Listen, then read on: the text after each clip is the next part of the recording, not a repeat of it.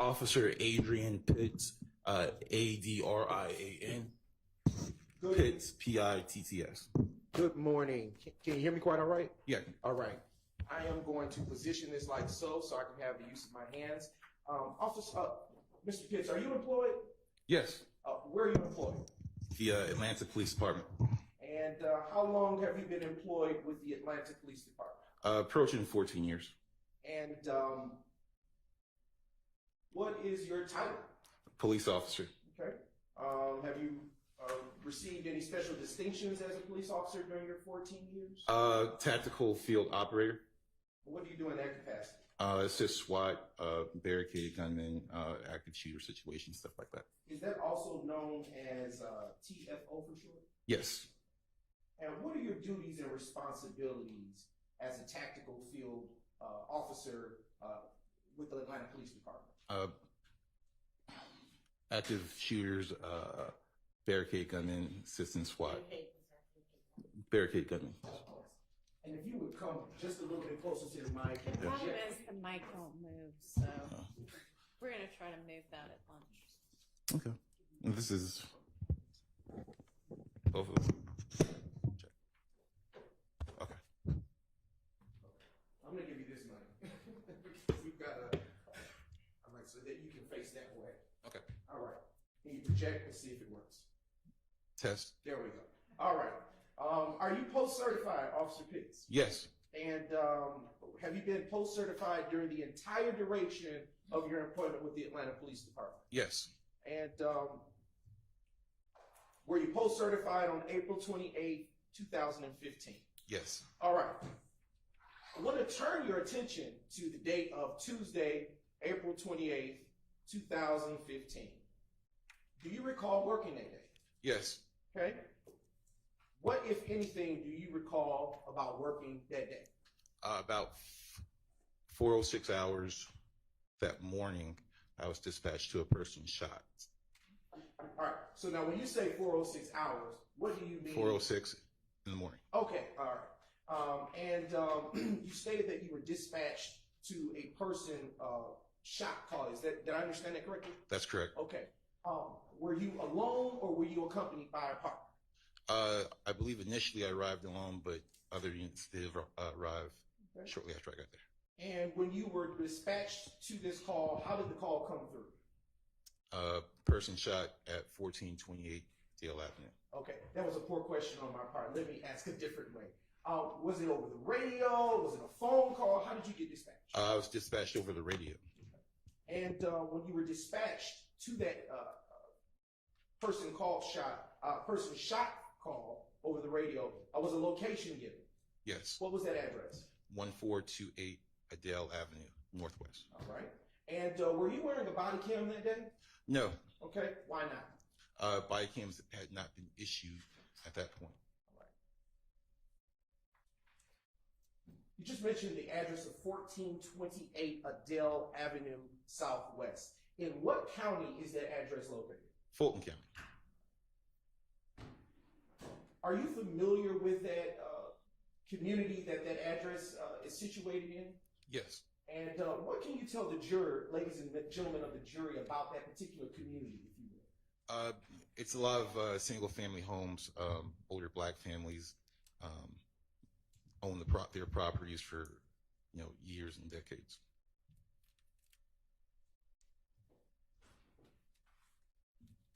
Okay. Are you acquainted with that particular area? Yes. All right. How are you acquainted with that particular area? Patrol over there. I was assigned to the beat that the shooting took place on. I'm very familiar. Okay. What zone is that in for Atlanta Police Department purposes? Zone 1. Okay. And what beat is that located in? Beat 104. Now, can you distinguish for the ladies and gentlemen of the jury what a zone is and then a beat? So the city is broken up into 6 zones. Every zone has 2 sectors. Each sector has 7 beats, and that's just the area of responsibility that each individual who's assigned to the beat handles. You can continue. I wasn't interrupting. That's it. Okay. All right. With respect to a beat, the particular beat that you were responding to on the day of April 28th, 2015, how long had you worked that beat? At that point, maybe about 2 or 3 years, but I've been inside that area for a very long time. The address of 1428 Adele Avenue Southwest, what, if anything, is situated there? Residence, Okay. Is it an apartment complex or a single-family home? single-family homes. All right. And can you describe for the ladies and gentlemen of the jury what, if anything, you saw upon your arrival to that location on April 28, 2015? Upon my arrival, I saw shell casings in the street, driveway, property damage. Front of the house had been shot up. Vehicles in the driveway had been shot. I think one vehicle in the street also was damaged by gunfire.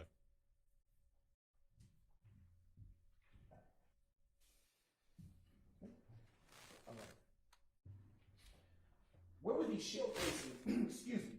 Where were these shell casings that you just mentioned located in your life? Shell casings were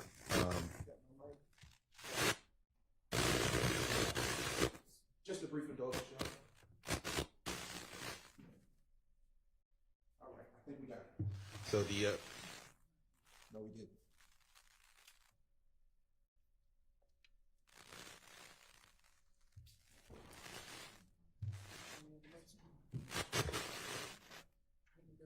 It may be mine. I'll project as best as I can, Judge, if that helps to eliminate that distraction from the court. I can hear. If somebody over at the far side of the room cannot hear, y'all just let me know. Okay. Go All ahead. right. Been told to be pretty loud around here. All right. So you can continue with your answer. If you need to re-ask the question, I can. please. Okay. All right. You described just a few moments ago that you saw several things. I believe the last question I posed to you was, where were these shell casings that you spoke of earlier? The shell casings were in the street directly in front of the home Okay. and inside the driveway of the residence. All right. When you arrived to the location, was it nighttime or daytime? It was early morning. Sun was not up. It was night. What was the weather conditions on that day? Clear. Okay. Was there anyone outside preliminarily when you arrived to that location? Outside in the street, no, not that I remember. What was the atmosphere like? Was there? Can you describe the atmosphere, if you will, for the jury? When I arrived, it was very still. You could tell that something had happened. Approached the house, if I remember correctly, the front door was open, but it's like a steel security gate was closed, and there's a gentleman standing in the steel security gate. Okay. On that early morning of Tuesday, April 28, 2015, were you at all able to speak with the owners of said vehicles? No, I don't remember. Okay. Were you able to speak with them ever after you finished with this particular location responding to it? No. Okay. Did you attempt to, or did anyone from your department or precinct or zone try? I'm not sure. I'm pretty sure I did not. You described earlier that there was property damage to the home located at 1428 Adele Avenue Southwest. Do you remember that? Yes. Okay. Was there any damage to your recollection to any of the other homes located on Adele Avenue? No, all the damage was focused on the house, and I guess the vehicles were damaged as a result of the house being shot up. And when you say, Officer Pitts, can you tell us, the ladies and gentlemen of the jury, if you recall this particular location that is depicted in State's Exhibit 5 Capital? Yes, it's going to be the 1428 Dale Ave. It's going to be the house. If you're looking at the picture to the right with the white metal gate. Evidence. What are we looking at here for the ladies and gentlemen of the jury, Officer Pitts? That's going to be 1428 Adele Ave. It's going to be the house with the white vehicle driveway. Can you point to the ladies and gentlemen of the jury, or describe better yet, the general area where you saw the shell casings when you responded at 4:06 a.m. on April 28, 2015? In the driveway right there, about where the car is going to the street. Okay. I have a pointer. It's working. Semi. All right. I'm so sorry. Okay. When you say driveway, So right about, driveway, yeah, right about there where your pointer is. and when you say in the street, as it relates to the shell casings, are you talking about where the pointer is moving across? Yeah, about there. Okay. All right. Cool. I'm directed towards. This is Adele Avenue to the west of 1428. And when you say, of course, there we go. Okay.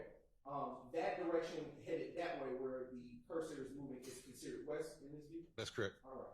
And did you happen to see any shell casings in this particular viewpoint when you arrived? I don't believe so.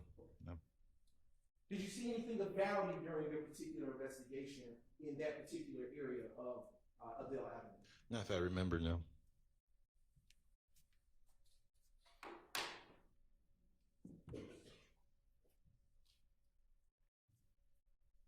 Earlier, you spoke about you saw shell casings, and I want to continue to probe on that. Do you recall the amount of shell casings that you saw at the scene of the incident? About 32. Okay. Do you recall or remember the caliber of shell casings that were in your viewpoint? Yeah, 223 caliber and 762. You said the last one you stated? 762. 762. Okay. Do you have training or experience firing a rifle? Yes. And in your training or experience as an officer, what type of rounds fit into a rifle? 223, 762. And in your training and experience as a law enforcement officer, does a rifle require one or two hands to hold? Two. Okay. In your training and experience as one who has fired a rifle, is this one that is a single shot firearm or one that shoots in rapid succession? It shoots multiple rounds. When you arrived, Officer Pitts, to 1428 Adele Avenue, which reference to the shooting, did you ever at all count the amount of bullet defects that you saw in the cars or in the home? I don't remember, but I do remember seeing the bullet defects of the residents in the vehicles. Did you recall there being a lot or a few? It was a lot. Okay. Were all of the defects that you saw when you responded, did they appear to be fresh? Yes. All right. And in your training and experience as a law enforcement officer, how do you distinguish what is fresh versus which is old in terms of bullet defects? You're going to have, when you have fresh damage from bullet holes, you'll have smaller microparticles from the material still scattered about on the surface of whatever you're looking at. And these microparticles that you're describing, are they microparticles from the object or material that has been defected by Yes. the bullet, or it's microparticles from the bullet itself? It's going to be from wherever the object was it was struck. And is it fair to say that these microparticles that you're describing, that they're small, are they? Yes. But based on your training and experience, it's fair to say that you know what to look for. Yes. Is it also fair to say that you've seen multiple such types of... I can rephrase that. All right. Have you seen multiple defects to property before? Yes. All right. And is that what informs your ability to, is it fair to say that is what informs your ability to look for such microparticles in other crime scenes? Yes. All right. The location. Did you ever get out of your vehicle? Yes. And how were you dressed on that day? In uniform. And were you in a marked or unmarked police car? Marked police car. And did you ever walk up to the home of 1428 Adele Avenue Southwest? Yes. And what, if anything, did you do or say during that time? I met a gentleman, black male, medium brown skin tone. He was at the door wearing a Fam America brown sweatshirt. I asked him if he had been injured. He said that he had not been. I'm going to object to the hearsay. Sustained. Your Honor, if I may respond. This is the course of the active investigation, and this is the effect on the listener. It informs what will come next. Just move on to your next question. Sure thing, Your Honor. All right. I'll move on to the next question for you. This individual that you described, you just provided a description. Was he tall or short? I can't remember. Okay. Do you recall if he was taller than you? I don't think he was now.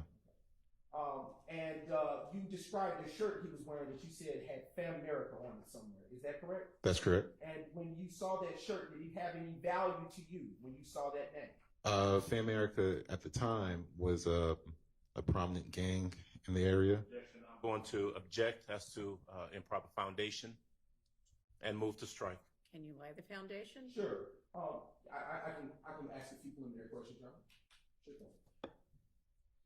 What training or experience do you have with gangs in that area? Plenty of experience.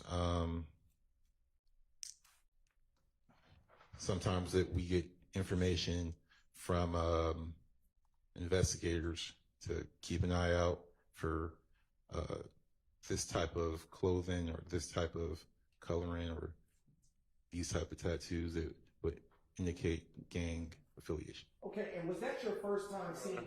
Excuse me. I'm going to object to that testimony again and ask it to be struck. It violates our ability, the confrontation clause, our ability to question where this information is coming from. It is hearsay. I'd ask that answer be struck. Overruled. Okay. You can continue with your answer if you had any. That was it. Okay. All right. And with that particular background in mind, was this incident to which you responded the first such time that you had ever seen such indicators of clothing as you described? Yes, I believe so. Okay. All right. And in your experience, based on what you had learned prior to that moment in your training, did that language on that sweatshirt have any value to you as a law enforcement officer with such training and background? Your Honor, Yes. I would renew my objection. Indicate there's not proper foundation that's been laid. I'm sustained at this point. Okay. All right.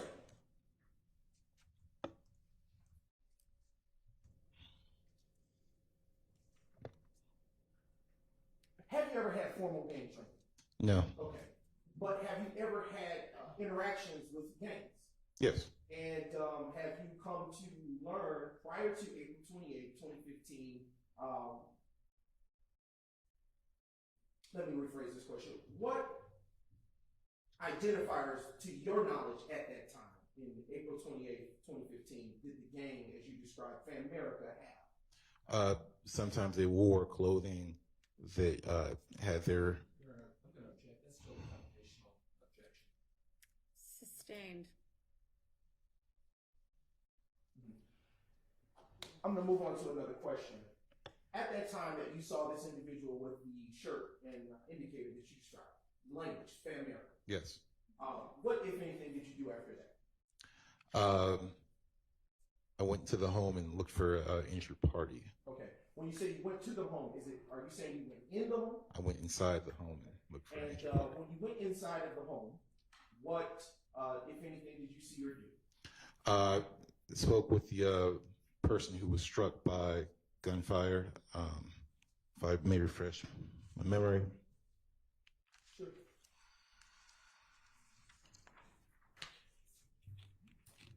The victim, Denice Bell.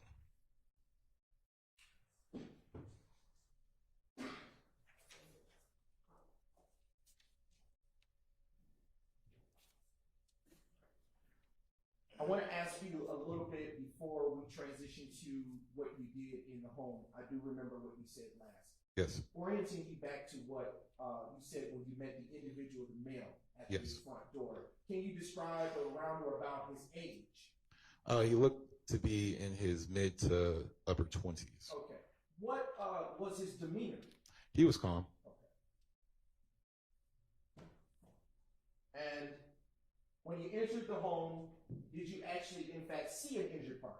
Yes. And whereabout in the home do you recall her being? She was in a rear room of the residence. Did you ever get a name for her? Yes. Her name was Denice Bell.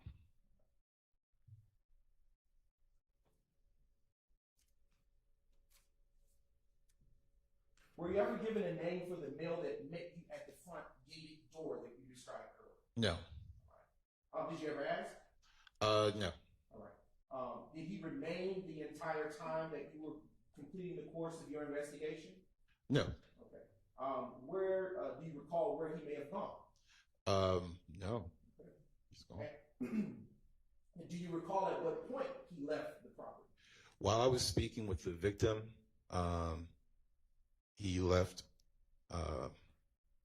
When I asked where he went, nobody knew. I'm going to object to the hearsay. The answer is nobody knew anyway. So.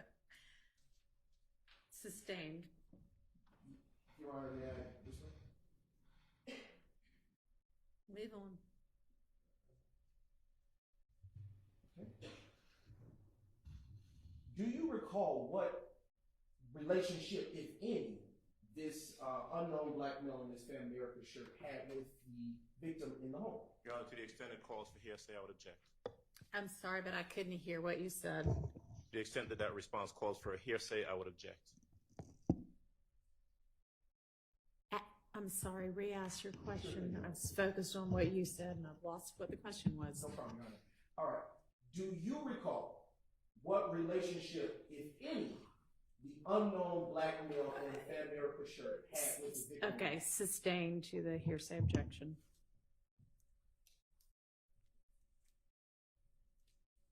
Do you know if he resided at that location?